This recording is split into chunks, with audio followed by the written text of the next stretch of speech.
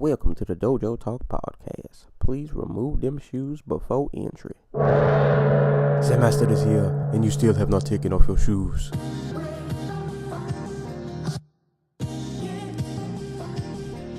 Yeah.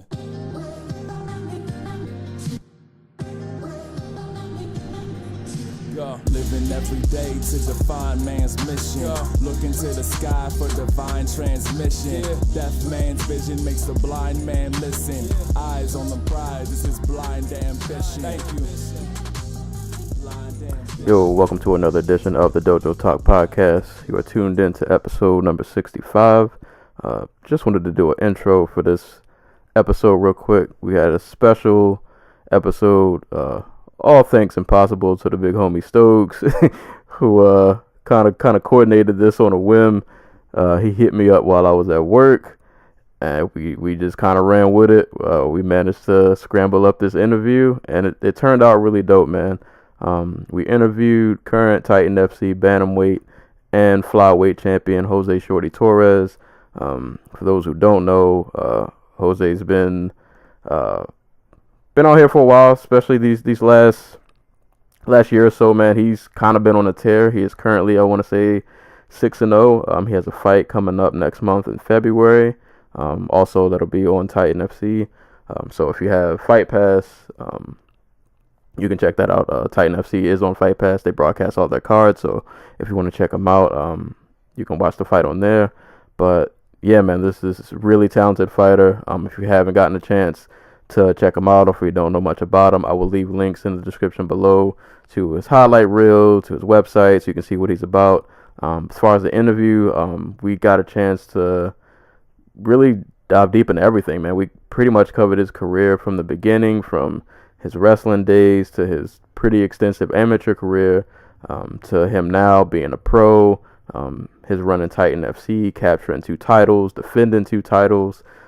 We also go through kind of his relationship with the UFC and how that's going, and kind of the back and forth they've had. Once you listen to the interview, you'll know what I'm talking about. Talk about like his fighting style, pretty much everything, man. We really covered the entire gamut of, his career, pretty much from the beginning up until now, man. He has a lot of good stories, stories about some of his training partners. One in particular, I'm pretty sure you guys will enjoy, that he mentions. But yeah, man, this is a really awesome interview. Once again, big ups to the homie Stokes, who reached out to Jose on Instagram, and he just asked him would he like to be on the show. He said yes. Stokes hit me up, and we made it happen. So yeah, man, this was an awesome interview. Easily our biggest guest that we've ever had on this show. So once again, shout outs to Jose Shorty Torres. Awesome guest, awesome fighter, and yeah, I'm really glad this came together the way it did. So pretty much all 3 of us, along with the Antarco and Stokes, we all asked him questions, picked his brain, and it ended up being just a really, really good episode. So without further ado, I'll shut up.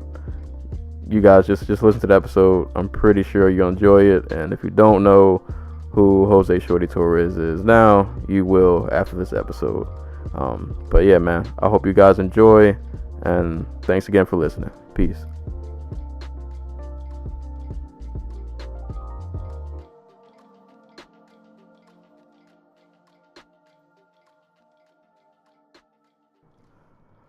Welcome to another edition of the Dojo Talk Podcast. We are on episode number 65. It is a cold day on the East Coast. We got a special show lined up. First, usual suspects. Antarco, what's going on, man? Not much. Just living. I'm tired and it's cold. So. And Stokes, who I feel like out of all of us is probably in the warmest weather. What's going on, man? Man, I didn't know 50 was cold. Warm. Man, y'all are lucky. I would kill for 50 right now. We're currently at 20. It's gonna be 9 by the time tonight comes. Not looking forward to it. But yeah, man. Today, awesome episode. We're making history once again. Our first official, super official guest. Um, I don't even know how to introduce this gentleman. A number of accolades, including current Titan FC bantamweight and flyweight champion. Not only is he a champion in both of those weight classes, he has defended both of these belts. Yeah, man. Without further ado, Jose Shorty Torres, how's it going, man? What's up, man? I'm alive. I can't complain.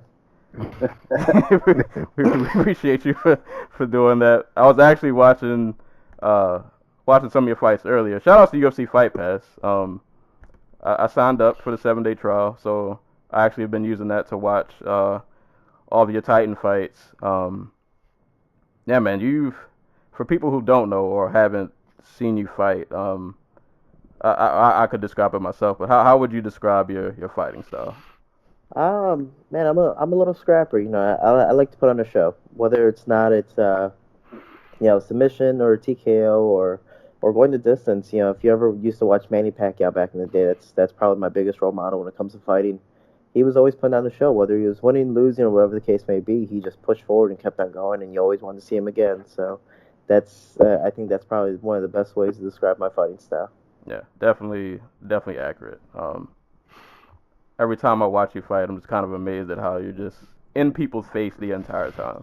Like you seem not to, you don't give them much room to breathe or like process what's kind of going on. You're just kind of in their face the entire time. Well, see, that's 100% accidental. It's funny because everyone tells me that. They're like, dude, you're always in their face. You're always walking forward. Like, you don't give up. I was like, dude, no one ever taught me to walk backwards. Like,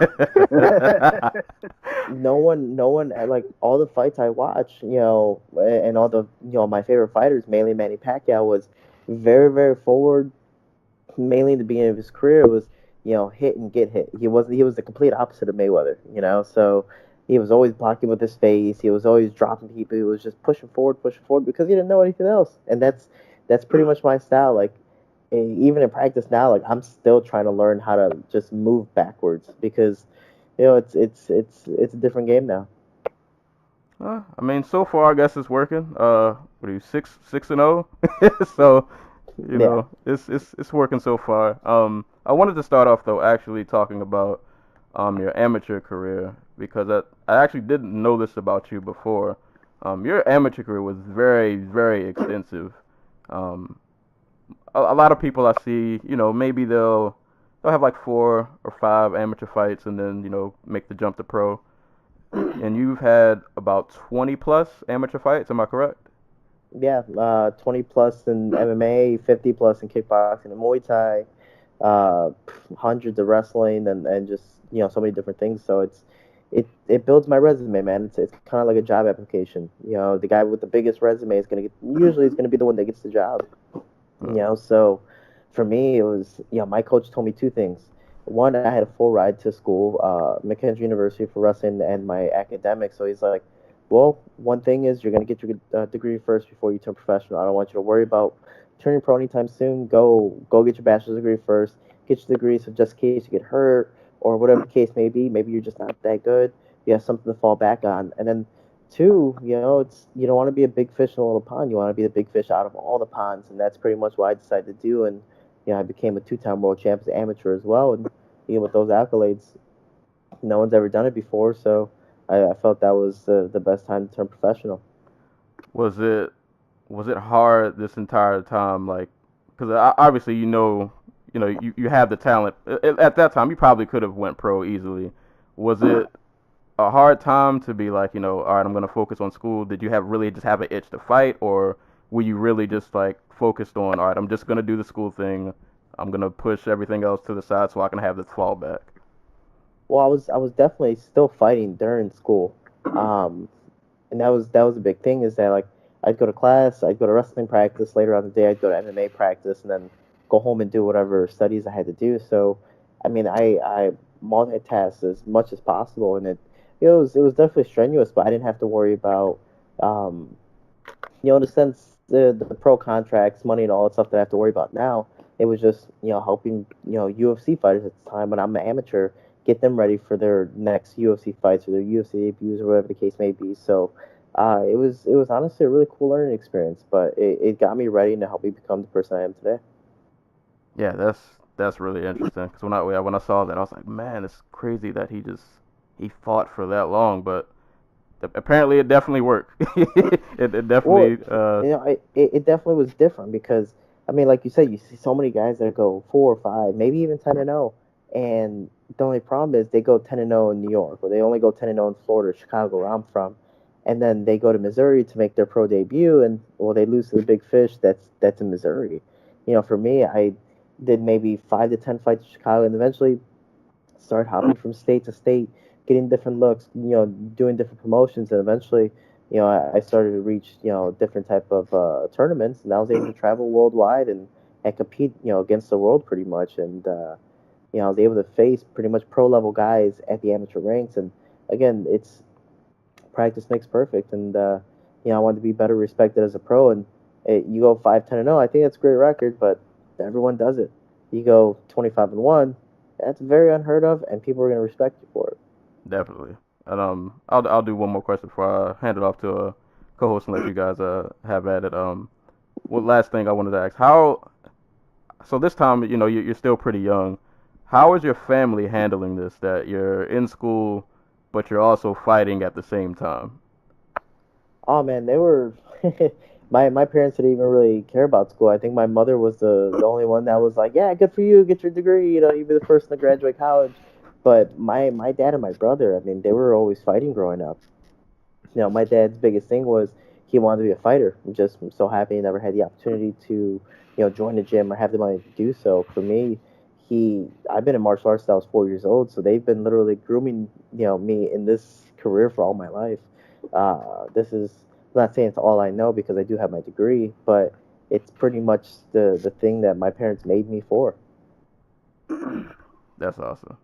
Because I would imagine, I would think if my parents, they probably would have, they would have pulled me out of that so fast. But yeah, that's awesome that you had that, you had that Dude, kind of it's support system. well, it's crazy because everyone's like, oh man, and how's your mother or father feel about this? I think fighting's scary. I'm like, man, they're the ones screaming the most, and in the crowd, they're like, punch him, make him pay. Yeah, dude, my parents are vicious. Like my mom, my family's tiny. My nickname's Shorty. Everyone's nickname is Shorty in the family. My dad is like 5'4", my height, and my mom is 4'8", but she is the toughest one out of all of us. So it's everyone has been known to just fight in my family. I'm the only one to do it professionally, or should I say legally. So, it's a cool thing to have my family really prepare me for this. But every time I get hurt, I'm like, Mom, Dad, this is your fault. Oh, I'm so sore. Oh, can you cook some food for me, please? That's awesome. Antaco, I'll let you guys get some questions off. All right. First off, Shorty, thanks for coming on. Yeah, no problem. Question. You competed in the IMMAF. I'm just curious, like, how did that come together? Like, when they approached you with like this idea of this big international amateur tournament. Yeah, man, it's definitely that was different. So that was pretty much the pro level guys at the amateur ranks.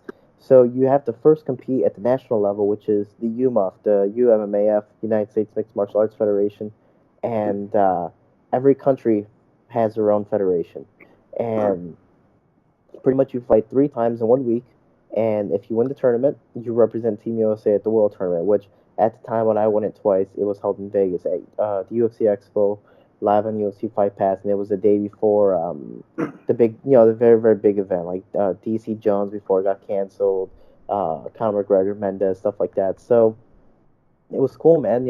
Everyone's watching it. It got you ready for a couple things. One, pro level guys, and two, the crowd, because you had thousands of people just watching you because it's in the middle of the UFC Expo, so everyone's just stopping and watching you. But I won the tournament, which was extremely, extremely hard because you fight 3 times in 1 week. I get to Worlds, and you're fighting the national champ of their respective country, so everyone's good. It's not like, oh, this guy's a scrub, or this guy's this guy's that. And the worst part about it is you have no clue who you're fighting and what style they use. Every country is completely different, and every country had their shining star. So it was definitely a little nerve wracking in the beginning. I had to face. I think the first year was Romania, um, Finland, UK, and Ukraine. I only had 4 fights. I had to buy the first round. My bracket was a little smaller, and every opponent was very, very different. And I was able to win worlds the first year, and I wanted to turn professional because I thought that was, the best thing I could possibly do. And my coach was like, no, I want you to get your bachelor's degree first, win worlds the second year, and then go at it. And honestly, I was like, no, no, no. What if I lose? And then I'm gonna feel like I have to do it again, or I got lucky the first time, and well, I ended up winning it again a lot more dominantly. The second year, I fought UK in the rematch. I fought Belgium. I fought Northern Ireland, which was funny because he acted just like Conor McGregor, so that was really cool. So because I was rooting for Chad Mendes in that fight, so I was just like, I'll beat Chad Mendes. I'll just wrestle this guy. And I choked him out. So I was like, this is awesome. Come on, Chad Mendes. If I can do it, you can do it. And then I fought Kazakhstan in the finals, and it's I was the first ever 2-time world champ to do it, and first ever 2-time consecutive world champ. So it was definitely a cool thing. But I can tell you the first year was definitely nerve wracking because you're just not used to it. You're put into a situation where it's just nothing but studs. And I ended up, somehow being the best one. The second year, I ended up dominating even more. So it was definitely, it definitely was a life changing experience. It's our version of the Olympics. Where we need 70 countries. We're almost there. So it's definitely growing much much faster. And that's actually the next question I was going to ask you. I can't remember the man's name, but the president of the IMMAF mentioned that he wanted to get MMA in the Olympics by the year 2028. Do you think because I think Dana White even mentioned it that the only way amateur MMA would ever be legitimized is if it got itself into the Olympics. And I'm wondering how. Do you agree with that with that mindset? Yeah, man. I believe it's Kareth Brown, and there's another guy who run the IMMA. I mean, we're probably at 70 plus countries already. It's just being able to get these guys to come consecutively in the paperwork and filling out everything.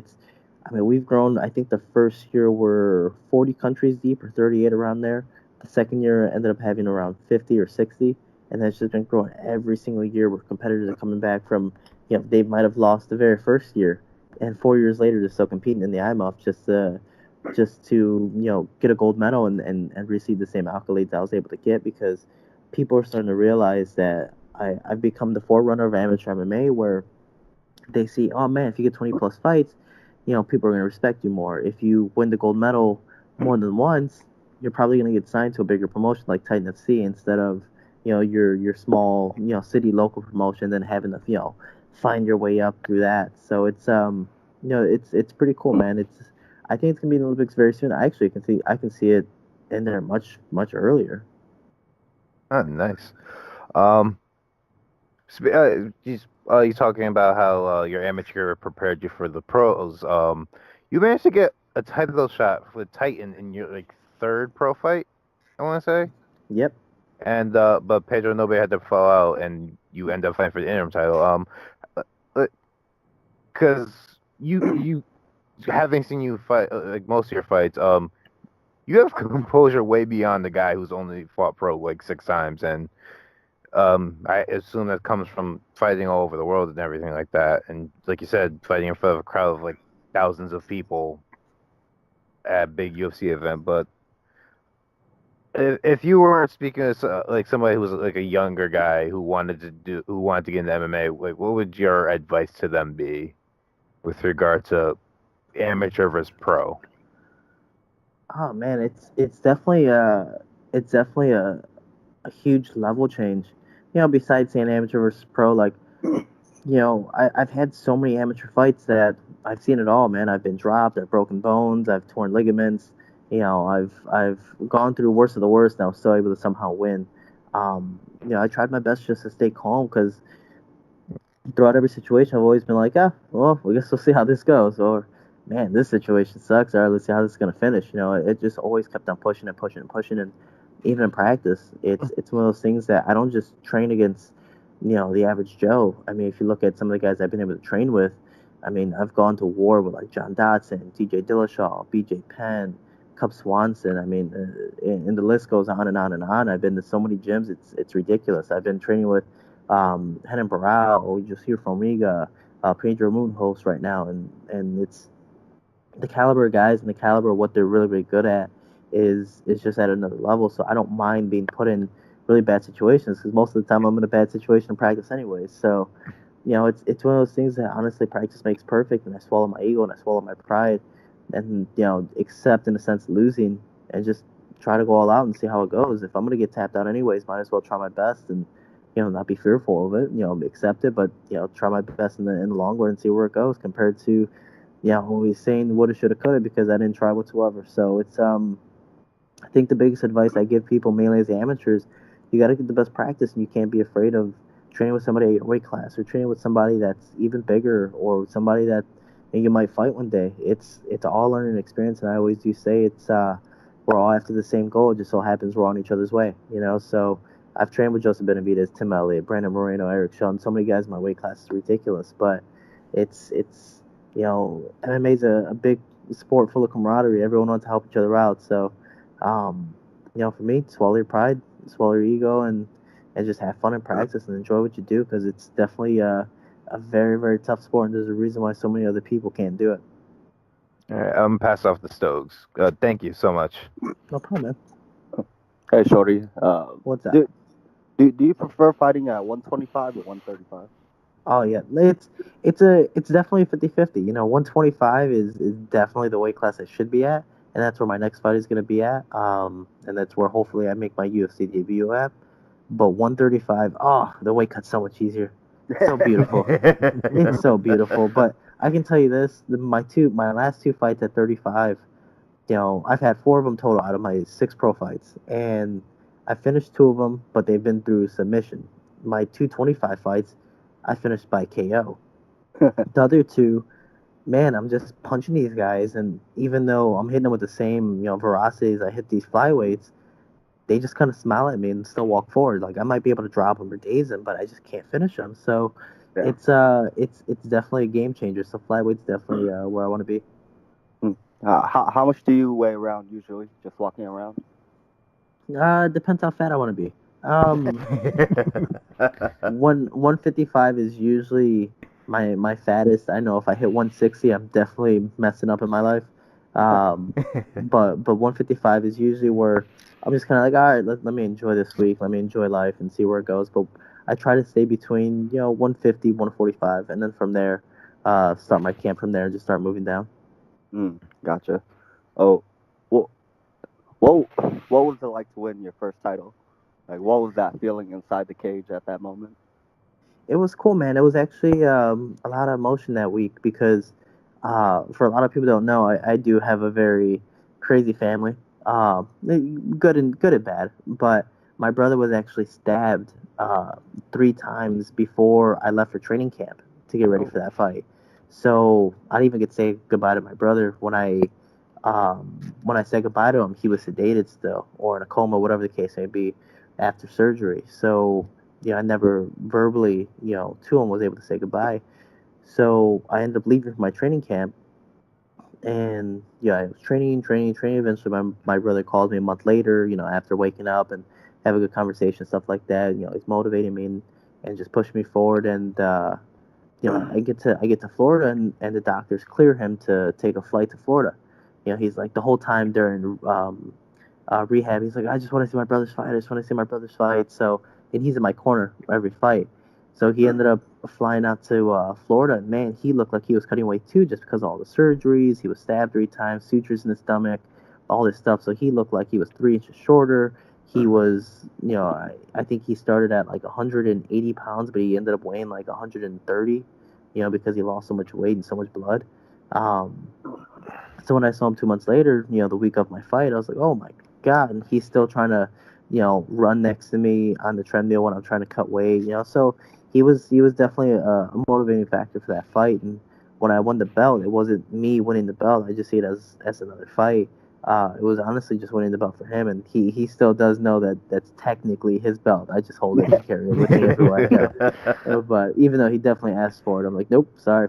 Maybe another day. But yeah, man, it was definitely an emotional week. So when I won, the speech was really out to him. It was just like, I said fatal, but it was supposed to be near fatal. But I was like, man, he went through a near fatal incident, and it was definitely motivating because things can change right there in a heartbeat. And I won the belt for him because he never had the opportunity to do what I was able to do. And he was an older brother that went through more of a struggle than I did. He went through the struggle so I can have possibly a better life, and so far it's worked out well. So he's my biggest fan, biggest supporter, and I think that's why winning the first belt was so big. Wow. Wow. That's crazy. Yeah, no, it's I'm telling you, man. People's family. It's things can pop up out of nowhere, and I live in Chicago, and Chicago's known for doing some messed up stuff like that. So it's it's crazy.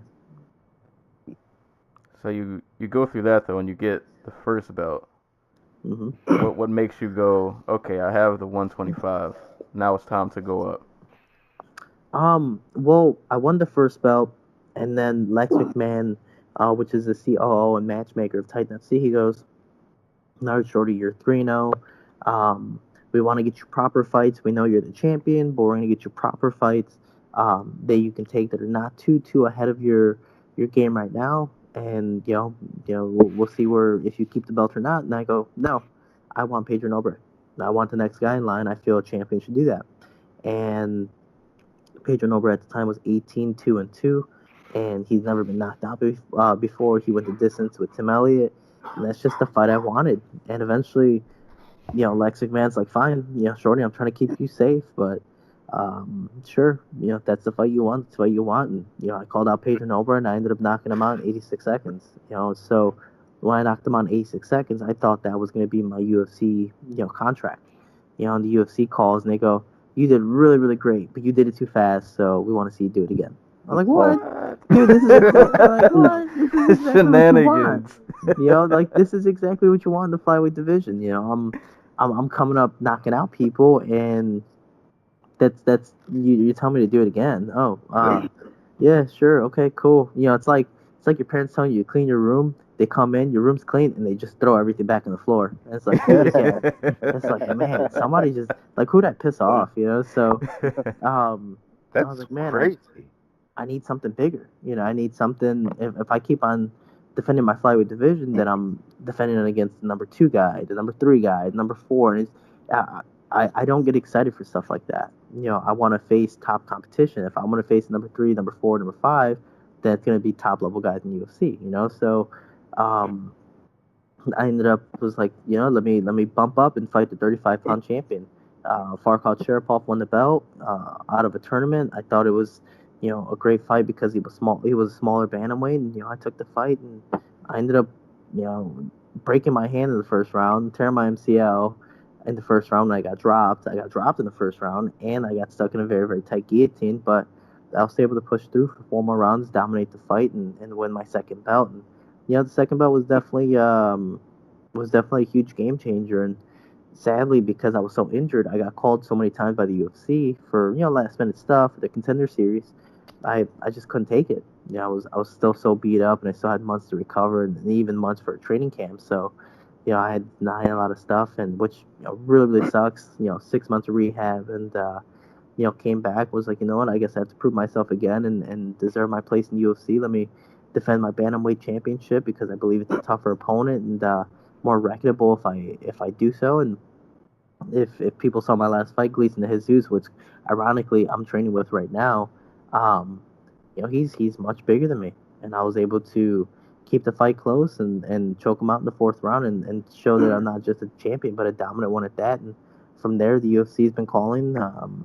But the first month I was sadly still injured from all those calf kicks and stitches on my face. So right now I'm just training and seeing what's next. And so far it's February 16th against Alberto Oriano, and back in the flyweight division. I haven't made weight for over a year, and it's I'm excited to do it against this opponent. And he's technically a no-name opponent, so it doesn't really excite me. But the number 2, the number 3, the number 4, number 5 guy all denied the fight. No one wants to fight me, so I'm happy this guy was brave enough to step up and accept the challenge. Let you know you're doing good. You got people shook. Sorry, you can go ahead, Stokes. Just want to throw that out there. Has the UFC called you and said, "Oh, if you win your next fight, then we'll give you a call"? They've never told me that. That's something I wish was the way it worked, but sadly, McMahon always calls me for last minute stuff. It's not like, oh, hey man, you're so dominant. You're an amateur and a professional that we've never seen before. You're, in a sense, the Vasily Lomachenko accolades of MMA. Like, we'll call you for last minute stuff. So I wish it was, hey, we want to call you for a contract, but I keep getting called for last minute stuff. Coincidentally, horrible timing where I'm always injured. I'm always getting beat up after these fights, and they're calling me, a week after my fight, 2 weeks after my fight. And I'm like, dude, I'm just trying to enjoy life right now. I'm just like, after this fight, because I took so many calf kicks, I'm like, dude, I'm walking on my grandmother's cane, for a good week. Give me a little bit of a break. So, I wasn't able to accept big fights, like one of them being, Tim Elliott for December 30th. Just so happens I would love it, and I had a lot of fans support me, and I appreciate that. But I just, because of injuries and just because of timing with weight too, I definitely couldn't do it. So, I'm excited to see what's next. I'm hoping, everything works well, and I get to fight for the UFC very, very soon this year. But, until then, I got to keep on fighting and do what I do best. Nick Maynard, I'm calling you out.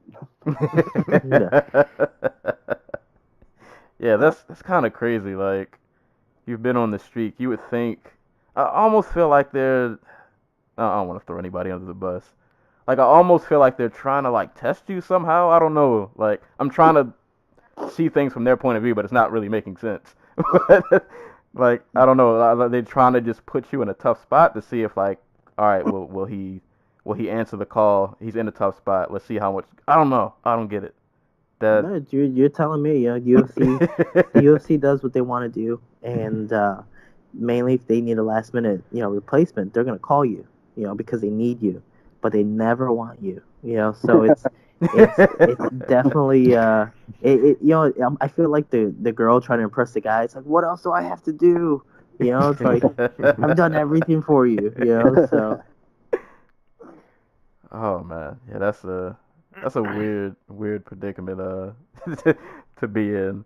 But for me, I gotta try my best to not be dependent on the UFC. I can't be relying on them to call or expecting them to call. I just gotta be like, man, I fought for free as an amateur so many times around the world. Let me just keep on doing it now, but now I'm technically getting paid a little bit. So let me just keep on enjoying my life. I have enough money to live and pushing forward. And if they give me a call when I'm ready, then so be it. If they don't, then hey, man, it's the same situation I've been in this whole time. I'll just keep on pushing forward and do me. Have there been any other promotions outside of the UFC that have expressed any interest at all? A couple, but sadly, I'm just I'm under contract and I can't be pushing forward. But Titan FC's definitely take care of me very well, so I definitely can't complain. So is that part of the Titan FC contract where like your only out is like the UFC? Yeah, so the only immediate out is the UFC. So like for example, Vulcan Ozdemir versus DC. When Vulcan first made his UFC debut, he was a last minute replacement. So he was actually supposed to be one of my co-main events, and he got called up. I think it was the day before weigh-ins. They're like, all right, Vulcan's out, bumping up. So that's crazy. So we just talked about him last episode. That's cool. That's the only thing that sucks though is that heavyweights are usually already on weight, or I'm 10 pounds over. They can do one big old workout and they're already on weight. Compared to like flyweights, we have to lose 15, 20 pounds, and it's like, oh man, I got 5 days. Damn, I could do it. Man, this is really gonna suck. So it's it's definitely a little different. But hey, man, I definitely can't hate Vulcan's done what he's done, and he's won every single fight, and I'm happy for him. I'm excited to see his co-main event. DC or Vulcan? I'm gonna go with DC, just because of the experience. But Vulcan, man, he's it's crazy because Vulcan's been losing every single fight in the beginning, and then somehow just lands a big one and knocks these guys out, or does just enough to push through. So, you just never know with these type of fighters. But DC has shown that the only person better than him right now is John Jones, and John Jones is just at another level. And even in the last fight, DC pushed him to the limit. So it's I'm definitely gonna go with DC with this one, but Vulcan is Vulcan, man. He surprises people. Well, speaking of like John Jones, like, do you think like steroids should affect like the all-time great list? The first one wasn't steroids. Right? The first time was just cocaine in the system, Yeah. and then the second time, it's technically there's no proof. They say there were steroids found in the system or found unintentionally, and right now he's not being pressed for anything. He's just in a sense suspended. So they might be reinstating him, and he might be fighting very very soon because of it. So technically there's no steroids found in the system, but we'll see what happens next. I think John Jones, whether there were steroids or not, I mean, he's definitely created such an epic career. It's just ridiculous. Man, at such a young age, that guy has so much talent. I've been able to train with him before and just even talk to him. I mean, he is really humble and he knows what to do. So, it's really sad to see all these things happen to him. But man, you have so much power. You're so young and you have just so many people behind you. It's he I can definitely tell you this: when he got caught with the cocaine stuff, that definitely humbled him. It put him back down in his place to go, oh man, this is gonna all go away in a heartbeat. So to hear about this steroid stuff, mainly what was it? He got busted for steroids the day of the fight. It's like, dude, you got tested multiple times before the fight, but you somehow get tested positive for the day of the fight. I highly doubt that. So knowing that you're gonna get tested the day of the fight too, I highly doubt that. So, I'm excited to see him come back, but no, I don't see any of the stuff really, diminishing his career whatsoever. Yeah, I hope he makes it out of that situation okay. Because when I saw that headline that morning, it was like I was hurt. I'm normally not really like attached to fighters like that, but that one like really hurt. Cause like you said, yeah, they're so young, so talented, and it's just like you want to root for him to win, and it just seems like these little nicks keep kind of popping up. But yeah, hopefully he will be back. But going back to real quick, I wanted to go back to speaking of like fighting in multiple weight classes and weight cutting. Recently, I think was it yesterday or the day before, Uriah Hall had a really bad weight cut, and I believe he ended up in the hospital. So hopefully last I heard, I think he's doing okay. Like he's awake now and talk. I think they had to keep him overnight. But like, how do you feel about weight cutting in MMA? Do you think it is a big issue? Or do you think there's a way should they try to regulate it more, or is it one of those things that it's just gonna happen? Like these situations from time to time they'll just kind of happen, and we'll just have to deal with it. Well, the only reason it keeps on happening is because these fighters aren't, they're really not educated on how to weight cut properly. Weight cutting is a huge thing, and I wouldn't say a big necessity in the sport, but fighting at your natural weight is probably the best thing to do. Look at Frankie Edgar. When he won at 155, the guy weighs like 163 naturally. You look at Manny Pacquiao starting at, I think his first weight class was 108, goes all the way to 154. At the end of his career, it's ridiculous. So being able to know how to do it properly is a huge thing. I think for me, I had a really just horrible time in college, my final years in wrestling, trying to make 125, because one, I didn't know how to do it. Two, I didn't have any help or motivation. And three, once all that motivation was gone, there was no reason for me to do it anymore. So it made the weight cut even harder and harder and harder and harder for me. And eventually I didn't get to finish my career because I couldn't make weight anymore. But when I got to professional, I immediately hired Lou Trish, my weight management specialist. And he's the only reason I ended up having the confidence to get back down to 125 and win the belt and then defend it the second time and even make weight for this fight and get ready. So I think because of me finally being educated, I've been able to do it much, much easier. Not just being able to do it, but just I feel so much more confident and so much more comfortable doing it. Like, oh my God, I'm not freaking out about the numbers that I see on the scale. So it's I think every fighter should really invest in just having someone by their side and being able to, I'm not saying they have to cook for them or do all this stuff, but being able to just teach them how to wake up properly and what you have to eat during this time or after practice or the week of the weigh-ins and stuff like that. It's definitely a huge game changer. What do you think maybe if they were to add, let's say, more weight classes? Would you be in favor of that to maybe? Cause I don't know. I feel like this weight cutting issue, like it seems like every year there's at least one, two, really more, of people who just seem to like they have these really terrible weight cuts where it's just like I don't know, like for instance Gerard Hall, like it's borderline like life or death situation. How would you feel about the UFC or just MMA in general, just maybe adding more weight classes to, I guess, kind of help people maybe fight more to their natural weight as opposed to somebody trying to cut 20, 30 pounds to get to a weight below so that they'll have a size advantage? I'm not gonna say I'm not a fan of the extra weight class. I think that'd be awesome and give people, a better chance to possibly even win 2 belts and stuff like that. But I don't see it making a difference. I can see people going, oh man, I didn't do well 170. That's probably closer to my weight. All right, let me drop down to whatever the next weight class is, 165 or 160. So, it's definitely a big thing. I think the mindset everyone has is kind of like the wrestler mindset. Oh, the bigger man's gonna win, so I'm gonna go down to the smallest weight class and be the bigger man. Well, hey man, the same day of weigh-ins, you all weigh the same.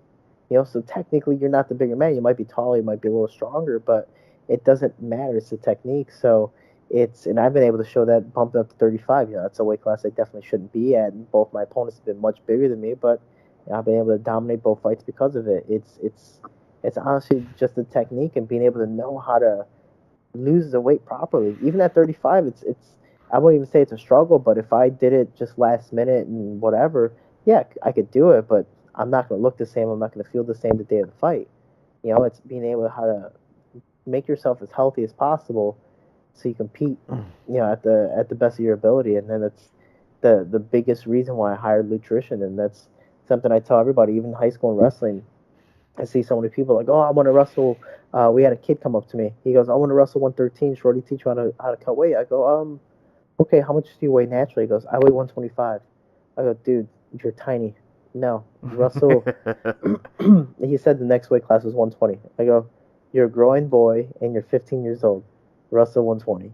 And he didn't listen to me and ended up getting down to 113, but he just feel exhausted or call me complaining every single day. I go, I never said you couldn't make weight.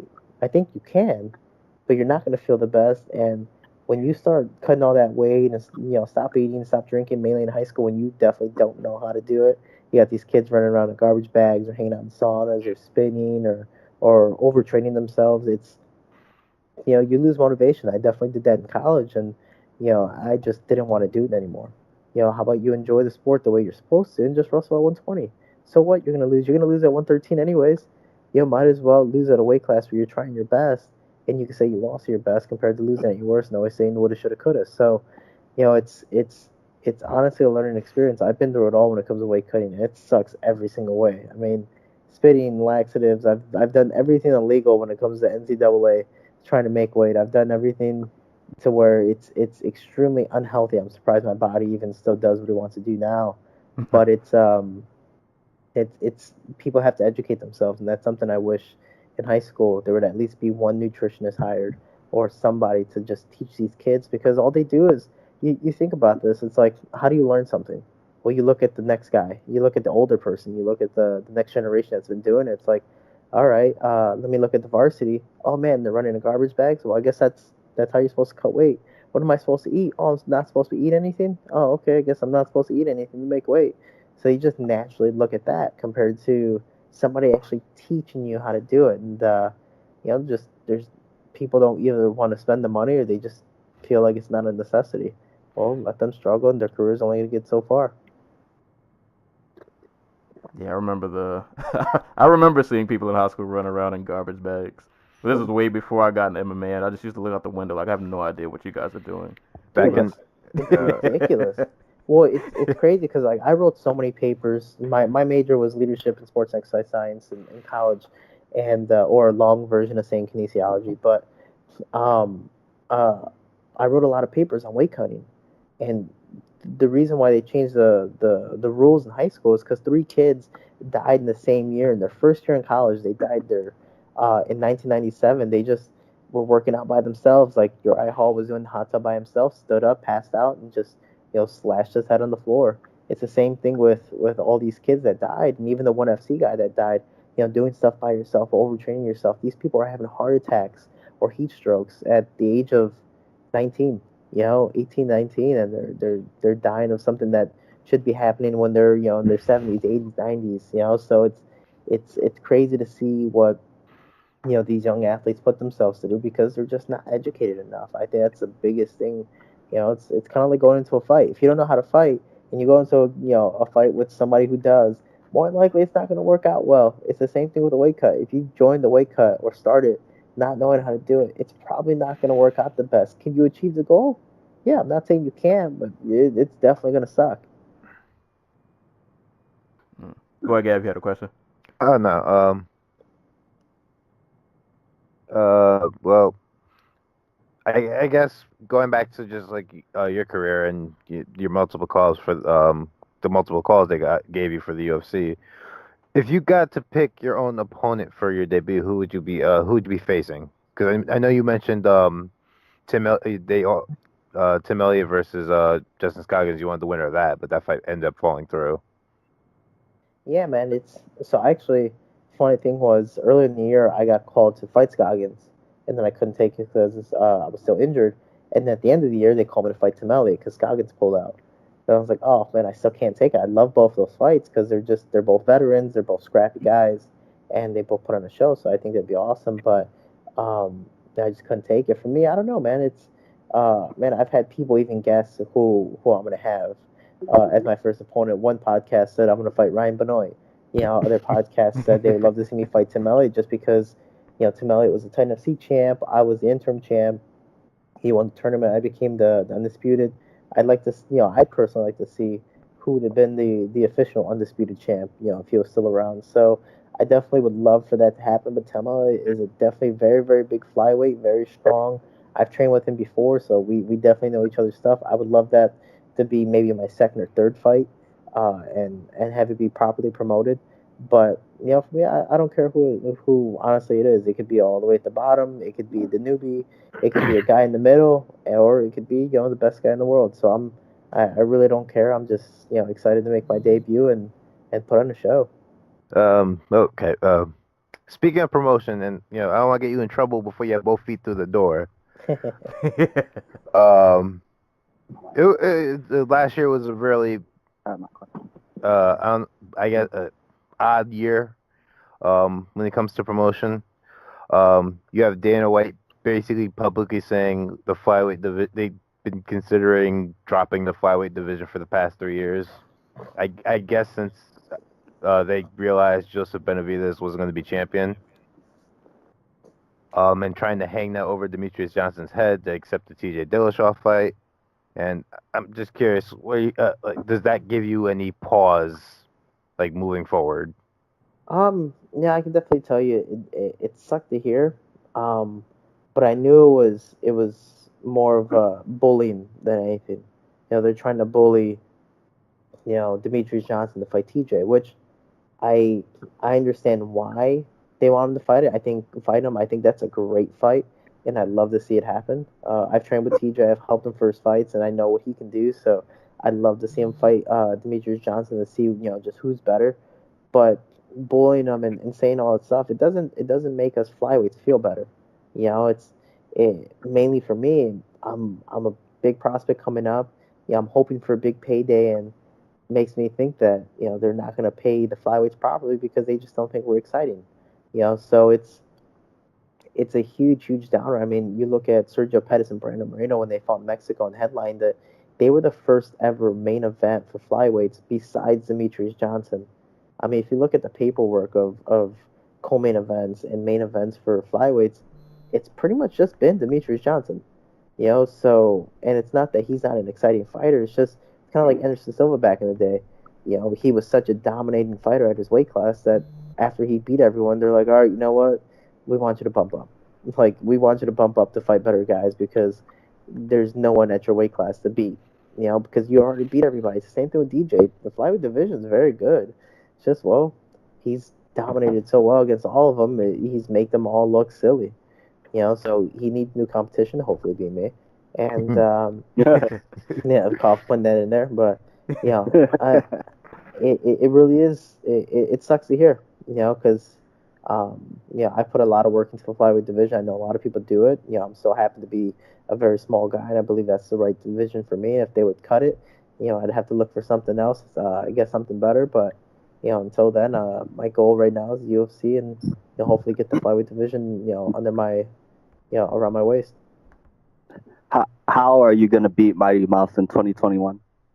Hey, 2021. All right. Yeah, that's my man, I don't know. I actually do watch this film, and I watch, and like watching him against Ray Borg, I was like, damn, this guy's just toying to Ray Borg every single round. Every single round, he's just toying with him. I've trained with Ray Borg too, and I've definitely gone back and forth with him. I'm just like, man, this guy's just, he's not even doing work. He's just chilling. So it's crazy to see how good he is. I honestly just want to test my skill and see where I'm at in my division. I've trained with the best bantamweight in the world, getting him ready for his fights. I want to train and I want to fight the best flyweight in the world and see how that goes. And I fare against him. So honestly, don't know. I can see that going to decision, but me, I push forward so much, and I'm always just such a scrappy guy. I can see me catching him and ended up being a TKO. But for me, I'm just excited to get in there and put on a show. I guess speaking of your training partners, what is it like training with a dude like TJ who's just like, you watch his fights and it just seems like he's in the Matrix compared to everybody else? Like what little tools or tricks of the trade or anything, like what have you been able to learn from him, from you guys training together? I think the biggest thing I've learned from him is move my head. I definitely have taken too many blows at such a young age, man. He moves so much, and the first time I met him, I was getting ready for Pedro Nobra, and then the fight got dropped, and then the fight got called back up. I flew back to Colorado, and he was having me out there to help him for John Lineker. And so I was sparring with him for just a full month of him and I going back and forth. And TJ, I mean, you hear all the stories where he goes 100% or he's just a bad guy while sparring. Honestly, he is. there's no there's no denying it. The guy goes 100% or at least close to it, and he just wants to be the best. That's just how he's always been raised. He's always been a winner, and anytime he's losing, he does get a little emotional. He just wants to be that type of guy. So, but it's only during practice, which is really cool because the first time we went, I remember landing a really good one. You can tell he was like, okay, all right, and then we just start going, and then we're swinging, kicking each other, dropping each other. It was ridiculous. And then after, I'm thinking he's not gonna want to talk to me because he's all emotional. He's like, oh, you want to get something to eat? I was like, oh, yeah, just don't kick me. Like, so that's awesome. Dude, going with him, it's a pro and a con, because the bad thing with him is that he's such at a high level that when he goes 100%, he's more than likely going to beat you up. He's the bantamweight champion of the world, 2-time running. So he's at another level. But having somebody at such a high level trying to go all out on you teaches you that real life opportunity of, man, I got to make the best out of this. Or, man, he's really trying to hit me, so I have no choice but to move. So it's not like practice where some guys throwing like 60, 70%, you can take all the punches and you feel cool about it. This time you're punching with small MMA gloves and you just have to move, because if you don't, you're getting dropped, you're getting hurt. And, TJ has dropped me before with body kicks, and it's been epic, man. He has taught me a lot, and I can tell you this. So the quick story was, when I started with TJ for the straight month, after, he fought on New Year's Eve, I ended up going home. I still had a month until my fight with Pedro Nobra. I was like, man, him and I went all out. I know Cowboy Cerrone's been talking about just hanging out and not sparring anymore and just drilling and running and getting ready for the fight. Well, I was like, you know what? I'm going to do the same thing, because, man, I've been getting really just hit a lot. Taking too many concussions, just taking too many blows. at the age of 24 at the time is definitely a little too epic. So let me just relax. So the whole month I just ran, worried about my weight. And it was the easiest weight cut ever. I don't have to worry about anything. I get to the fight, and Pedro Nobo's bigger than me, he's stronger than me. He's hitting pretty hard, and I'm taking a couple shots. But every single shot he threw, if you guys watch the fight again, you just I just seem comfortable. I see everything coming, and the whole time thinking in my head while I'm watching him throw, I'm like, man, this guy's gonna stand right in front of me and throw straight punches. This is awesome. Compared to like TJ, I did just a straight month of this guy doing circles around me, throwing head kicks from all different angles. Like, you ever seen Rush Hour where Chris Tucker gets kicked? He's like, who kicked me? That's pretty much like, dude, TJ was throwing stuff out of nowhere. You're just like, whoa, whoa, whoa, So it freaks you out. And plus, he's such a dominant wrestler that because of his style, he's able to transition so well. So when I fought Pedro Nova, I was like, man, this is awesome. And then when I landed the right hand, I'm like, oh wow, and I just walked forward. So it wasn't I wasn't like, oh my god, I need to finish this. I was just like, oh cool, staying nice, composed, and I was able to flash KO him 3 times. The ref was like, all right, we're done with this. So it was it was a huge game changer, and that's why I kept on going back to TJ. Right now I'm at American Top Team, but that's only because TJ. One, I want to get different camps and different looks, but TJ just had a newborn, baby boy. So, I know when he's gone, everyone just kind of disperses. So I'm just trying to figure out what's next. But I'm testing out the gym right now, ATT, and I'm enjoying it so far. It's a good gym, just getting different looks, and it's definitely really cool, man. Yeah, that's awesome. Yeah, in that Debrief fight, I did kind of notice, like, it seemed like you were just waiting the entire time. Like, I'm gonna catch him. I'm just gonna wait until my moment comes, and then it came, and it was over, just like that. Yeah, man, I'm a counter fighter, so I'm a forward counter fighter, which is very rare. But I was just pushing forward, and even with TJ, that's just how it was. Like, the only time I was really able to catch him is when either I threw off his rhythm or I countered him. After getting pretty used to his timing and switching stances, stuff like that. But it was definitely just a game changer with training with TJ because, again, I mean, you look at his style. People were trying to mimic his style. People were trying to mimic, Dominic Cruz's style or DJ's. They move so much, and their styles very, very hard to train against because not too many people do it. So it was a crazy thing to have Pedro Nobre stand right in front of me. I was like, oh man, this is gonna be fun. So I'm excited again. I'm excited to fight these guys that I believe are at a lower level, so I can hopefully fight guys at their level. So I'm just excited to see what's next. Yeah, so I guess to round it all out, so this next fight coming up, Alberto Oriano, if I'm saying that correct. This is going down on February 16th in Fort Lauderdale. I think you mentioned earlier, have been able to get much footage on him. What do you think about this matchup? I mean, he does have some fights on YouTube. I only saw 2 fights, and he's a scrapper. He is a scrappy guy. If you stand right in front of him, he's definitely ready to stand and bang and just try to knock you out. But he's a 10-planet jiu-jitsu guy, has some solid jiu-jitsu, and his stand-up's okay. I think he is a good opponent. He's definitely fought some tougher guys, but I definitely can't belittle anybody until I see him in the cage. Hell, you look at my record when I first started, I was 2-0 fighting guys who are 8-8 or 7-2 or 18-2. So I definitely can't belittle a guy with a smaller record than me, but he definitely has some fights under his belt, and he's ready to stand and bang. Hell, he can close his eyes and punch me and I can get knocked out. So I definitely always got to stay cautious and ready. Hell, I've actually seen people do that live. It's ridiculous. It's like, dude, you were losing the whole fight, and somehow you're just like, screw it, let's see if this works, and it worked.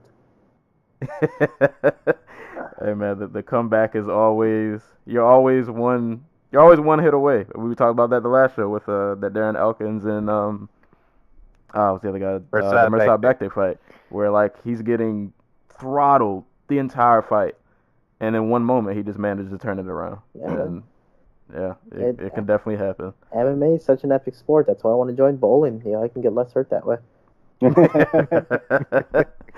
I guess before we get out of here, just wanted to ask some regular everyday questions. So when you're not training, nothing too crazy is going on, maybe you have a day or so to just kind of wind down.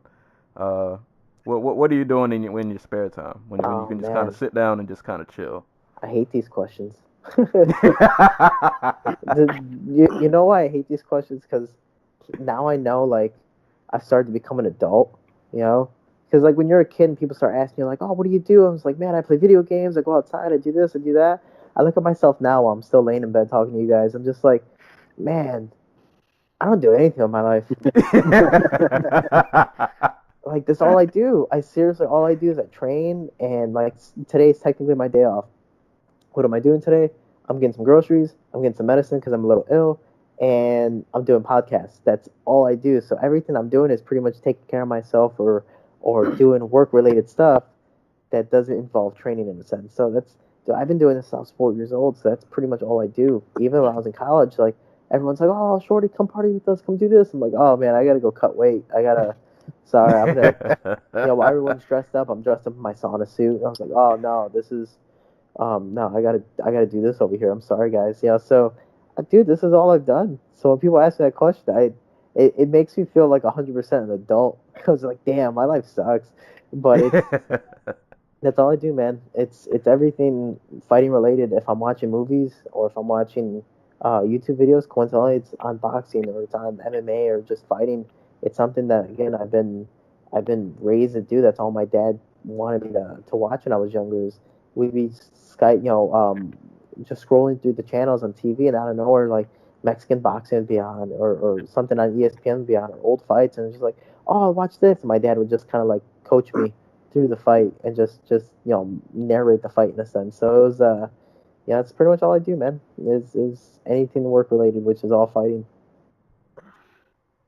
That's good. You're a focused adult then. I'm a, That's, I'm a focused adult. Sometimes I like to be less focused, but it never works out that way. Never works out. Like I've already started to suck at video games now, which makes me even more like an oh adult. man, Because yeah. all I used to play was like Halo, Call of Duty, all these shooting games when I was young when they first came out, and then like I'm playing Call of Duty World War II now on one of the guys' PS4s, and I'm like, man, I used to be that guy getting that 25 kill streak in the atomic bomb, but now I'm like the guy that's all the way at the bottom on the 0 and 25 list. Like I can't even walk out, people are spawn killing me. I'm like, man, do I suck at this game? Are these guys just that good, or should I just man, is that why my dad sucked at video games? So it's like I'm becoming an adult. It's like man, I gotta do more in my life. Yeah, I had that moment of realization. I played my little brother, and it wasn't World War II. Was it Advanced Warfare? I think we played Advanced Warfare, and we played 1v1. And my God, did he wash me so bad? And I was like, I have to pass the baton now. This is the official passing of the torch. I've officially hit adulthood. I can't beat a 10-year-old. That's it, dude. Dude, these Like, kids come out the womb playing Call of Duty. Like, there's nothing you can do. yeah, like we're the adults now getting beat up by 10-year-olds on Call of Duty. So it's even crazy. Like at my house, when we open Christmas presents, we have the youngest kid, open up the presents. Me, I'm the youngest, but now my brother had his kid. The kid's 10, 11 years old. I'm just like, oh, okay. Well, there goes my. I'm just like looking away, looking around, like, oh, I'm just gonna. Anybody want some food? Leftovers? No. Can I help in any way? No. All right. Cool. Yeah, so little kids are taking over. Yeah. Um, let's say in some parallel universe, if you were not a fighter, or let's just say maybe after like wrestling, you decided, you know what, I'm not gonna maybe do anything competitive anymore. What would be your other job in a parallel universe if you were not a fighter? Man, me, I've always, I do a lot of stuff with kids, and then I've always just tried to give back, try to be a big brother or a role model or a father figure, stuff like that. So, my biggest goal when I was a kid, when I was 4 years old, when I watched Dragon Ball Z, Power Rangers, all these shows that involved a good guy fighting for good, I wanted to be, a teacher. I wanted to be a hero. So for me, fighting was the way for me to go. But if anything, I was going to school to be a gym teacher, and then eventually that changed. I ended up becoming, in a sense, a personal trainer and just very smart in my field. For me, I've always wanted to be a coach, man. fighting, I do have an epic backstory from fighting, saved my life.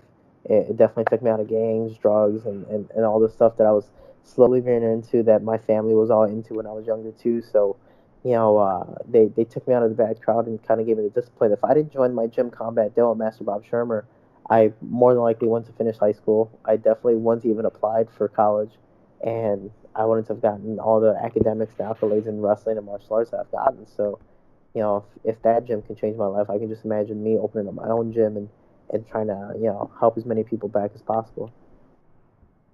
Awesome. And I guess that kind of leads into my next and final question, then I'll hand it off to you guys if you have any more.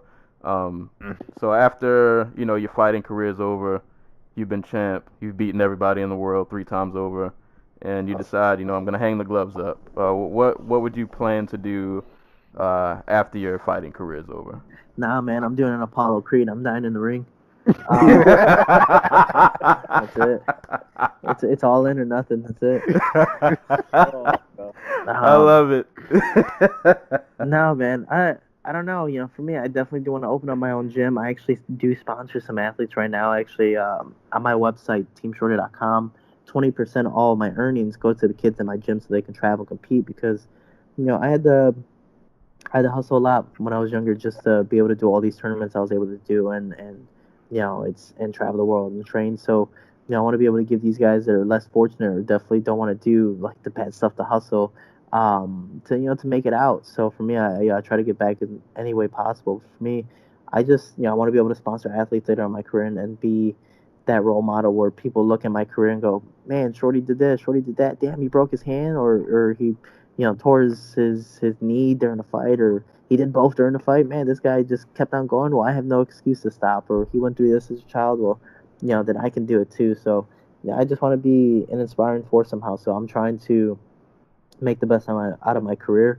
Show people if this Shorty can do it, then any Shorty can do it, and hopefully have my own gym and keep on going from there. And so far, everything's going underway.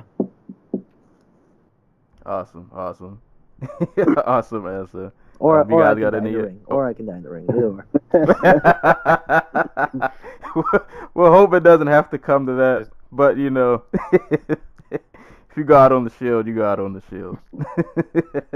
You guys got any more before we close out? I guess I'll ask about this one. So the UFC's trying to make DJ versus TJ. Who you got in the fight? Gavin, this is a little biased just because I have trained with, TJ Dillashaw. But you look at, and I try to break this out as much as possible. You look at the fight between DJ and Dominic Cruz. DJ was dominating the whole fight. The only reason he lost was because Dominic Cruz was able to get a hold of him. It was the wrestling and it was the size advantage. He was able to grab him, toss him around, and just ragdoll him and hold him down because he was the bigger, stronger man. And he knew how to hold people down, and he did enough just to win. That's why Demetrius Johnson lost that fight. TJ, on the other hand, is, Division I All-American. He is a very, very good college wrestler, and most of his fights, if he's not knocking people out, you look at the Lineker fight, he held down a Brazilian Jiu-Jitsu black belt and beat him up hard. He broke his jaw, just keeping him down. So he's not just a guy that knows how to hold people down and keep them down.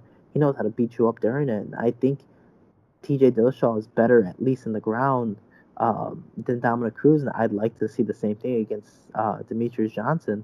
I think that same outcome would happen. I think DJ would lose that next fight to TJ just because, the stand-up would be 50-50. Demetrius Johnson never fought someone like TJ. I think DJ's just a little bit faster. I would hope he's faster being the smaller guy. But I think once TJ grabs a hold of him, I think that's just a whole different game, and I think TJ just beats him up because of it. Wholeheartedly agree, actually. As much as I want to see that fight, I'm picking and that's TJ just me also. looking at the past fights. That's just not me going, oh, TJ's my friend, TJ. So I really try to break that one down, but I'm going to go with TJ just because of the wrestling. I think the stand-up goes back and forth just because, man, they both move so much. They're both ridiculously fast. But I'm gonna go with TJ on the strength advantage, the size, and just muscling guys. I mean, he's fought some really really big 35ers, So That, going that, down to 25, which I know he can. Going down to 25 would be just epic to see him do. that's a good answer. I like that, and I I like agree. that. Yeah. Got any last questions, Stokes? I guess. Well, is trying to become a 2-weight champion in the UFC one of your goals, or do you think you'll just be sticking around 125? It's crazy because my ultimate goal is to be a hero. I've always said I don't care if I win, I lose, as long as I'm inspiring people throughout the day. That's all that matters to me. So when I turned professional, I thought just as an amateur, just fight. That's it. Fight, and you'll get somewhere eventually. But when I just accepted every single fight out of nowhere, I'm, creating history as an amateur, and I'm now, being one of the fastest 2-belt champions, or I think right now the fastest 2-belt champions that's defended both of them at 6-0. So when I got my title call at the third fight, I was like, oh, yeah, sure, okay, cool. I'll take the fight.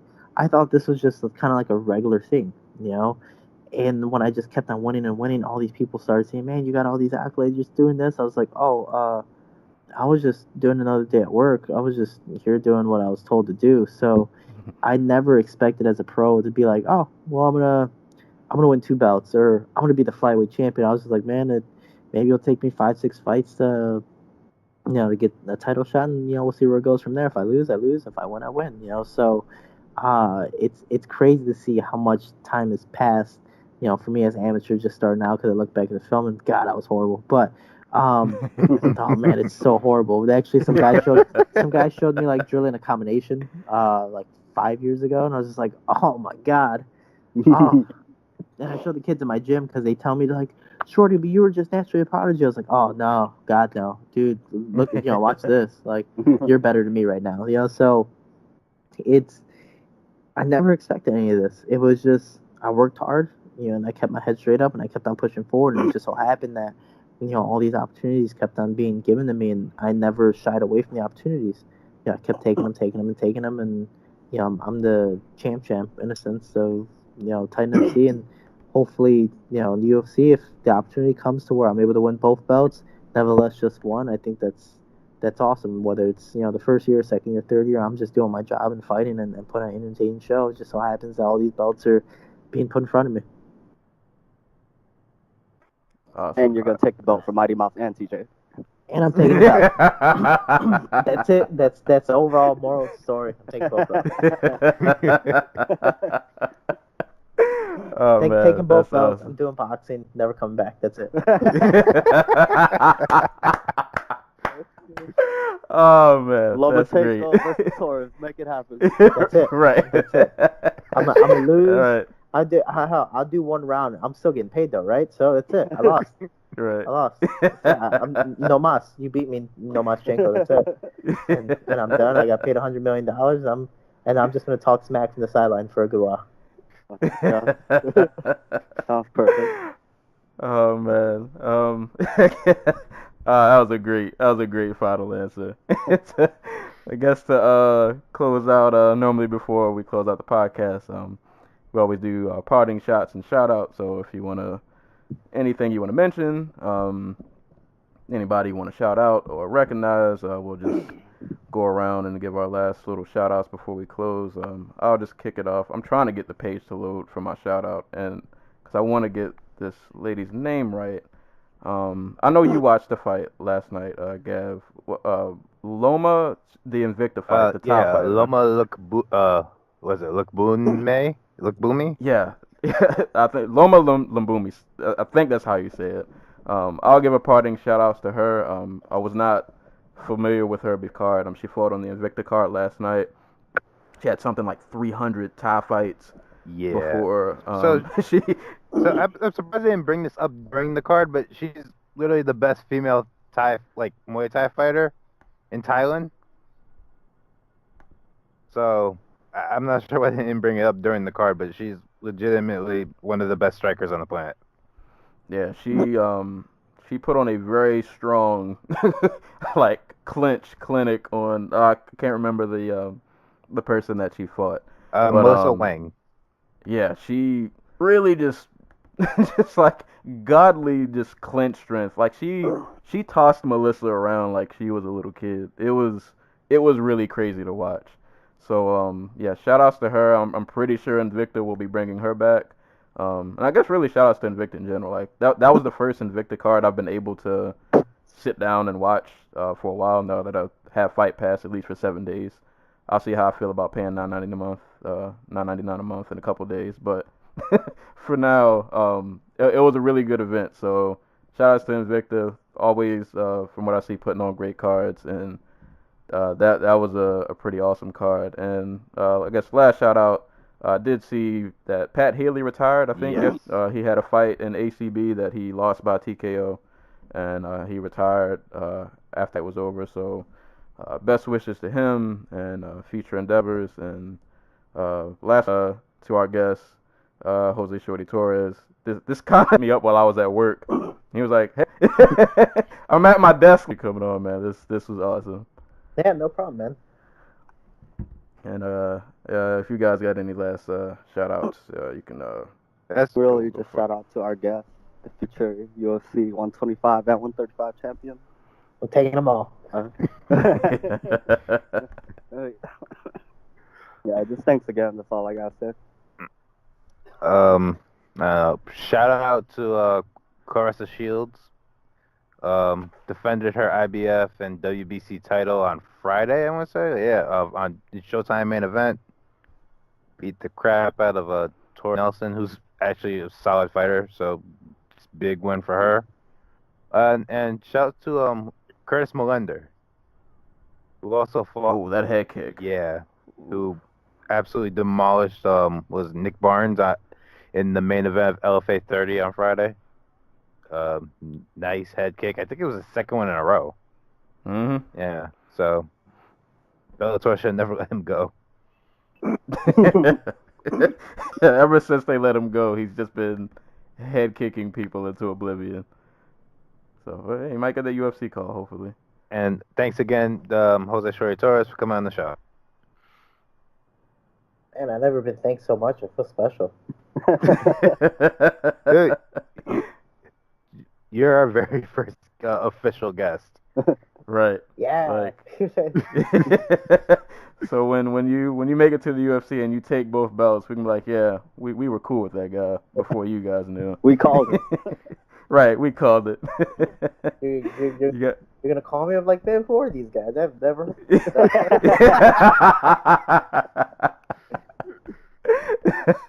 It's a fake news, man. Fake news. You got you want to get in? Yeah, man. It's I appreciate everyone supporting me. And, you guys have me on the show. It's definitely a lot of fun, and I do say we will together. We are Team Short. That's why I say without anybody's support, anybody's just helping me out in the long run, I definitely wouldn't be the person I am today. And I could be the best person in the world, but if no one knows me, then what am I really worth? So I appreciate everyone helping me out. Please visit TeamShorty.com, purchase some apparel. Ships worldwide. 20% of the earnings go to the kids in my gym to train and compete. So it really doesn't just help me in my training camps, but helps a lot of kids come up and possibly give them the opportunity to change their lives. And if people want to follow me, Instagram Jose Shorty Torres, Twitter Shorty Torres 125, and Facebook Jose Shorty Torres with quotations around Shorty. And I really appreciate all the help, guys. Thank you so much. No problem, man. It's been a pleasure. Before we leave, as always, got to give the last plugs. You are listening to the Dojo Talk Podcast. We can be found on SoundCloud, YouTube, iTunes. If you're on iTunes, please rate and subscribe.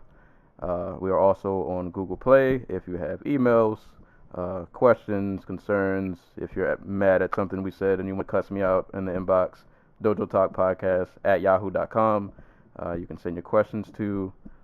And yeah, man, that's about it, man. Once again, thank you to Jose Shorty Torres.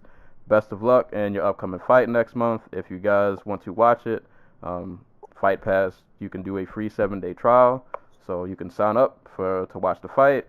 And yeah, man, this has been another episode of the Dojo Talk Podcast. 2018 has started off pretty awesome. And until next time, we will catch you guys later. Peace.